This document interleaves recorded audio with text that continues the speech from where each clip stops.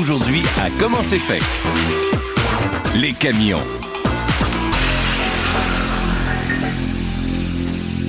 Maintenant que bien des voies ferrées sont transformées en pistes cyclables, il faut quand même transporter les marchandises. Et on le fait par camion. Vous l'aurez remarqué, sur nos routes, il y en a beaucoup. Ils sont plus de 3 millions à entrer et sortir de la grande région métropolitaine à chaque année. Ils sont la fierté de leurs chauffeurs, qui les décorent, les frottent, les baptisent même, comme des navires. La fabrication des camions, c'est mastodonte de la route, nécessite plusieurs étapes très complexes, car les pièces sont habituellement lourdes et délicates à manipuler. L'assemblage débute par la fabrication du châssis porteur, pièce maîtresse sur laquelle repose la cabine, le moteur et la transmission du camion. On débute par assembler ces longerons d'acier trempé, des poutrelles, dont la longueur varie entre 7,50 m et 13 mètres.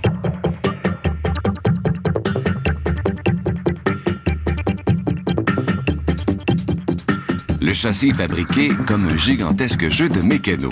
Les longerons sont solidement fixés ensemble avec des écrous et des boulons serrés à l'aide de puissants outils pneumatiques.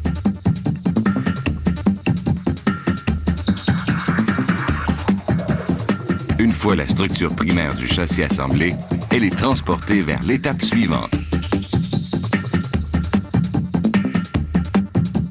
Maintenant, on va installer les organes mécaniques. On débute par le différentiel, l'essieu et les lames de ressort. L'étrier de frein est mis en place. Les plaquettes installées sur l'étrier permettront au camion de freiner. On installe maintenant le moyeu, la pièce sur laquelle sera fixée la roue. On insère les arbres de transmission qui feront tourner les roues motrices.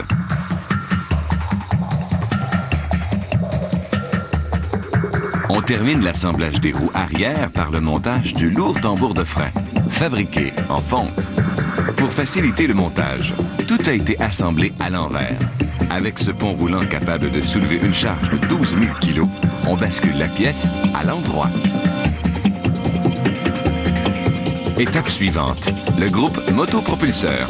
La transmission est boulonnée au moteur, vu ici en jaune. Le groupe motopropulseur, soit le moteur, l'embrayage et la transmission, est installé à l'avant du châssis du camion. Un camion possède entre 6 et 10 roues d'un diamètre de 22 pouces. L'ensemble pneus et jantes pèse environ 55 kg. À cause du poids élevé, les roues sont placées à l'aide de cet outil puissant. Cette boulonneuse permet de serrer tous les écrous d'une roue en même temps. La partie mécanique est terminée. On va maintenant passer à l'assemblage de la cabine. Cela débute par la peinture. Puis, la cabine est basculée vers l'avant pour faciliter l'installation des diverses composantes.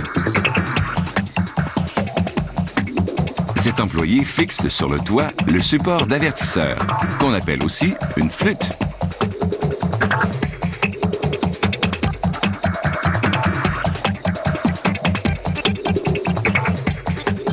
Maintenant, à l'intérieur de la cabine, on commence par installer le tableau de bord, qui pèse environ 35 kg.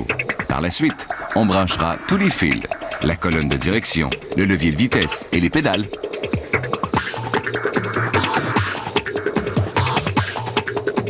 On installe les sièges. La cabine est maintenant terminée. Elle est boulonnée sur le châssis.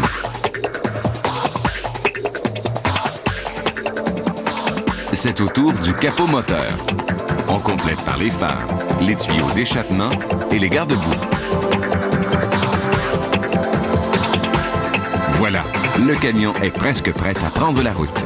On le fait démarrer et on vérifie si tout fonctionne parfaitement bien. Il est maintenant prêt à être livré au client.